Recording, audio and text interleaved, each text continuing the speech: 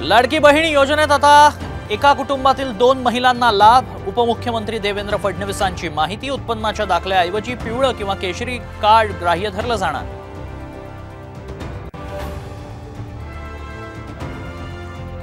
मुस्लिम महिलांना लाडकी बहीण योजनेचा लाभ देऊ नका, मनसे नेते प्रकाश महाजनांची मागणी। डोमेसाइलची अट शिथिल केल्यास बांगलादेशीही लाभ घेतील, महाजनांनी व्यक्त केली भीती।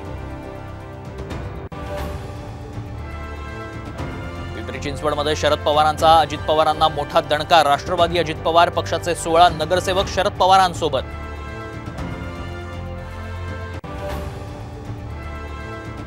शिवीगाळ प्रकरणी अंबादास दानवेंची दिलगिरी। उपसभापतींना दिलगिरीचं पत्र, निलंबन मागे घेतलं जाण्याची शक्यता।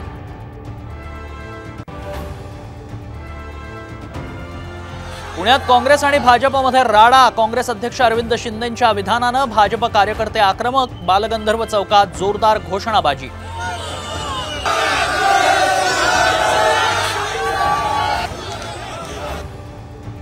परीक्षांमधील गैरप्रकार रोखण्यासाठी याच अधिवेशनात कायदा केला जाणार। उपमुख्यमंत्री फडणवीसांची मोठी घोषणा।